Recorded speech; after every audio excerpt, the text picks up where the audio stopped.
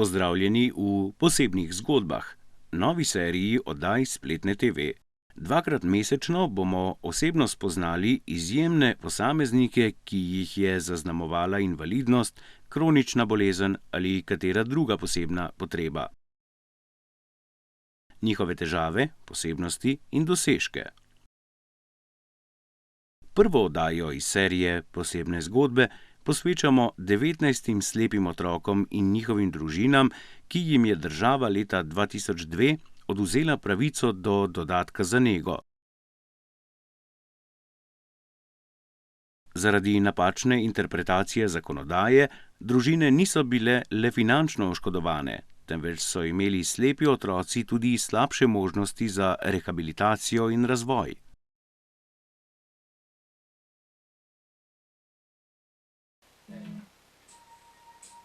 Sometimes late at night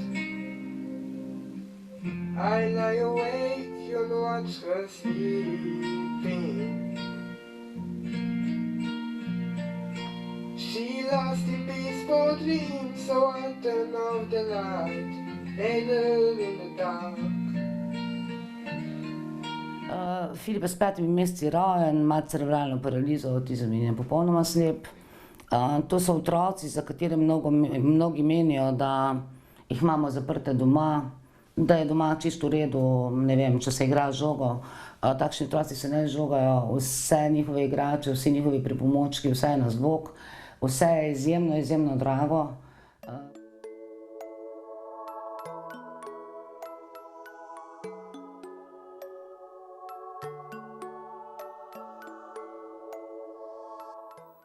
Filip ima kljub motnjam v telesnem in duševnem razvoju številne talente.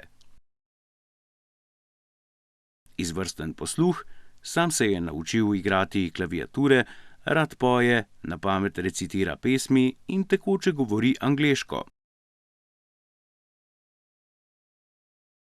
Zaradi hude oviranosti Filipu in drugim slepim otrokom po slovenski zakonodaji hkrati pripadata dve pravici. In sicer dodatek za nego otroka, ki je opredeljen v zakonu o starševskem varstvu in družinskih prejemkih, ter dodatek za pomoč in postrežbo, ki izhaja iz leta 2003 uveljavljenega zakona o pokojninskem in invalidskem zavarovanju. Vendar so takrat na Ministrstvu za delo, družino, socialne zadeve oziroma centrih za socialno delo zavzeli stališče, da slepi otroci oziroma starši slepih otrok niso upravičeni do obeh dodatkov, ampak se morajo sami odločiti, katerega bodo prijemali.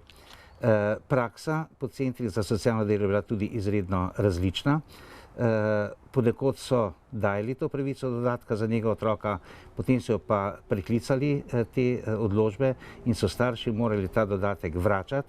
So bili celo primeri, ko so ga vračali pod grožnjo izvršbe.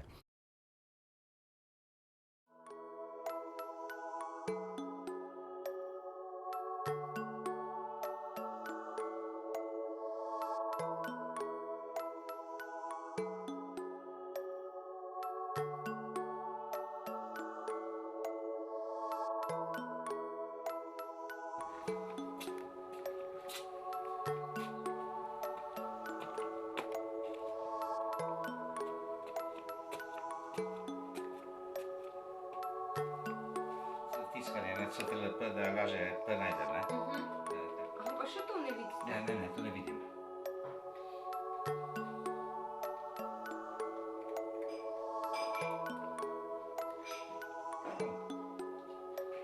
Najprej samo pregledam.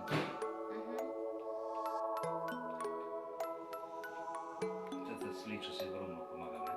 Recimo, tukaj nam pokazal, ker v enem.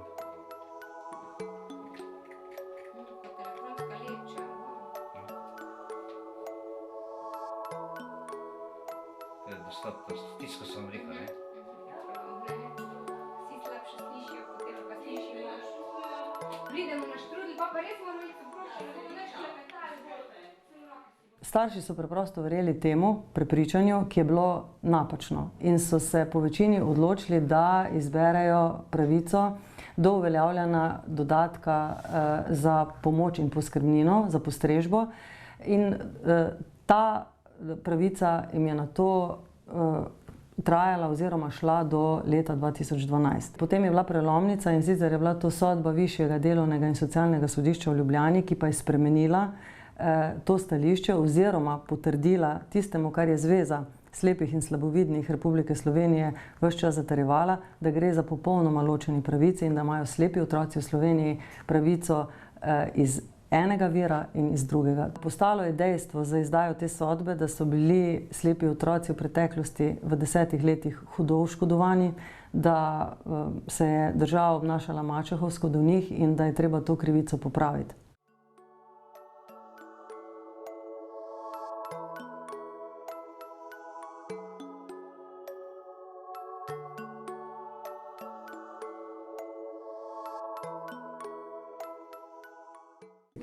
Filipu država dolguje od 30 do 40 tisoč evrov. To je ogromno denarja. Kaj pomeni 200 evrov manj mesečno? Če konkretiziram, pa začnem pri hrani, začnem bolj skromno, pa povem, da je liter sojinega mleka, ki ga Filip uživa, in porabimo 2 na dan, 4 evre na dan. Jaz sem invalidsko upokojena, Filip dobiva skromno pokojnino po očetu. Kljub vsemu gre tu za velika odrekanja nas, pa ne bom rekla samo mene, mame, ampak celotne družine.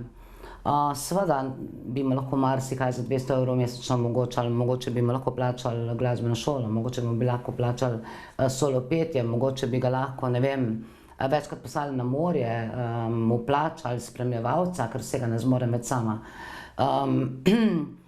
10 let se je vozil v Ljubljano v šolo, kar je pomenilo, da je Andreja v tem času zamenjala 5 avtomobilov. Novo leto. Da lahko tipaš. Kaj bo zdaj naredil?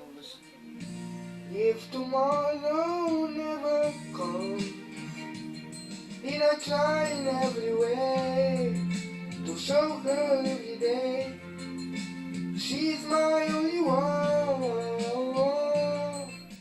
Po preučitvi sodbe Višjega sodišča je ministrstvo junija letos odločilo, da so te osebe zaradi težjega življenjskega položaja upravičene do hkratnega prejemanja obeh dodatkov. Tako dodatka za pomoč in postrežbo, ki ga plačuje Zavod za invalidsko in pokojninsko zavarovanje v višini 292,11 evra, kot tudi dodatka za nego, ki ga izplačuje Center za socialno delo v višini 200 evrov. Vendar je po mnenju 19 tožečih družin država zatajila, da je dolžna povrniti tudi vse tisto za nazaj, kolikor so bili otroci oškodovani, ne samo za naprej. In zato, da ne bi bilo potrebno vlagati tožb, ki bodo po temelju, po tožbenih zahtevkih visoki zneski, približno za enega otroka okrog 30 tisoč evrov. Računajmo, da gre za približno 200 evrov oškodovanja vsak mesec od takrat, ko jim je bila odrečena ta pravica, da bi se na ministrstvu sestavili in da bi poskušali našli rešitev.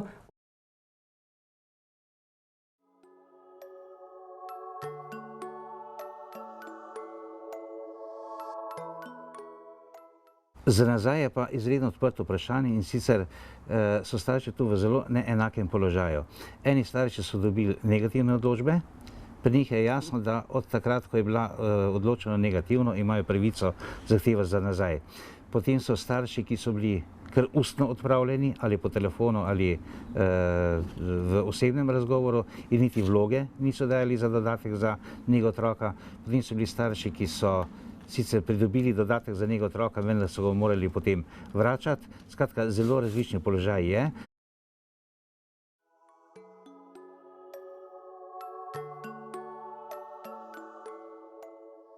Glede retrogradnega upoštevanja pravic stanje še preverjamo, saj smo od sredine junija pa do danes prejeli kar veliko individualnih in posamičnih vprašanj, ki jih zdaj zbiramo, smo jih celo poletje zbirali. Tako da zdaj ministrstvo proučuje, preverjamo, kako je s to stvarjo in v kratkem bojo dobili odgovor. Situacijo si želimo rešiti na način, da bi bilo čim bolj pravilno in da bi pravno bilo pravilno. Zdaj absolutno razumemo stisko družin in absolutno razumemo njihov interes, da dobijo te pravice izplačane. Individualne odškodninske tožbe za vseh 19 slepih otrok so bile vložene v začetku septembra 2015. Upam, da bo morda ministrstvo ravnalo tako pametno, da rečem, če smem uporabiti ta izraz, da bo vsaj po vložitvi tožb pripravljeno v okviru mediacije ponuditi roko in da tam sklenemo poravnavo in da otrok dobi tisto, kar mu je vsa leta pripadalo. Stroškovno mi država ne more to vrniti, ko mi je vzela. Mojega Filipa učim, ko vržemo krožnik na tla, se razbije. In če mu rečemo vprosi, se ne sestavi. In moti me izjava ministrstva, da se staršem globoko opravičujejo in da znotraj ministrstva iščejo rešitve. Da je 17-letni Filip po tolmačenju pristojnega centra za socialno delo do dodatka za nego, ki ga je šele začel prejemati, kljub svoji opravilni nezmožnosti upravičen zgolj do svojega 18. leta, pa je že druga zgodba.